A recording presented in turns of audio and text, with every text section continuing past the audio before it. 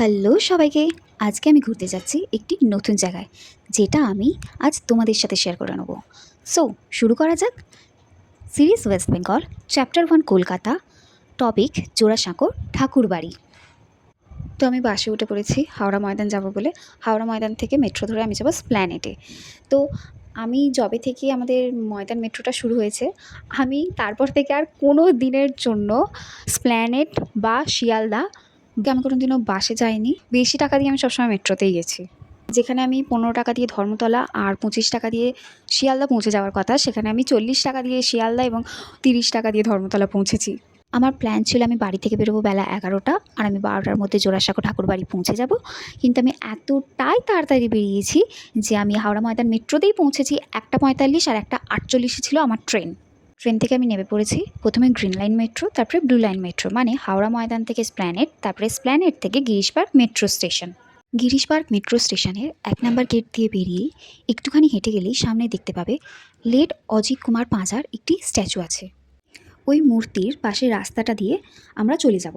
কিছুটা দূরেই পড়বে জোড়াসাঁকো ঠাকুরবাড়ি। আর এই রাস্তাটা দিয়ে গেলে মুখে একটু রোদটা কম পড়বে, তার জন্য তোমাকে ছাতা ধরে রাখতে হবে, সেটা আলাদা ব্যাপার। তখনকার দিনের বাড়িগুলোতে একটা ঘর থেকে অন্য ঘরে যাওয়ার জন্য দরজা থাকতো। তখনকার দিনে প্রাইভেসি থাকতো, মানে ওই আর কি, প্রাইভেসি ওর নিজের মতো থাকতো। তখনকার মানুষের জীবনে ওকে ঢুকতে পর্যন্ত দেওয়া হতো না।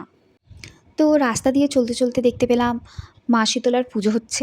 দাঁড়িয়ে পড়লাম আর একটু প্রণাম করে নিলাম।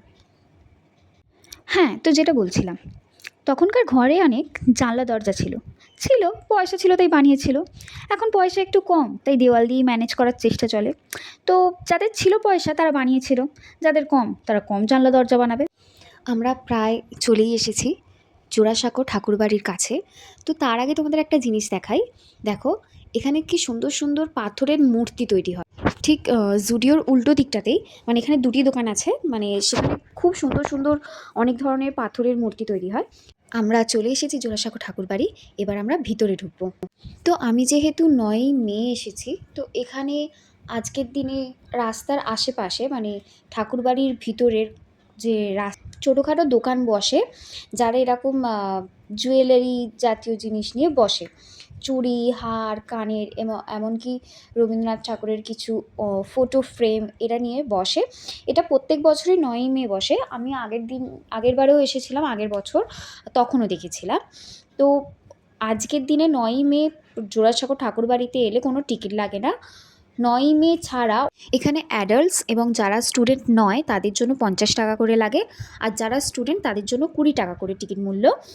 যেসব দিনগুলি জোড়াসাঁকো ঠাকুরবাড়ি খোলা থাকে সেই সব দিনগুলি সকাল 10টা থেকে বিকাল 4:30 পর্যন্ত টিকিট দেওয়া হয় এবং 5টার সময় বন্ধ হয়ে যায়। সামনের যে সিঁড়িটি দেখতে পাচ্ছেন, যেটি নিচে থেকে উপর দিকে উঠে আসছে, এইটা আমি জিজ্ঞাসা করতে ওরা বলেছিলেন যে এখানে যে দাস আর দাসীরা থাকতো তারা এই সিঁড়ি দিয়ে উপরে উঠে আসতো অন্দরমহলের।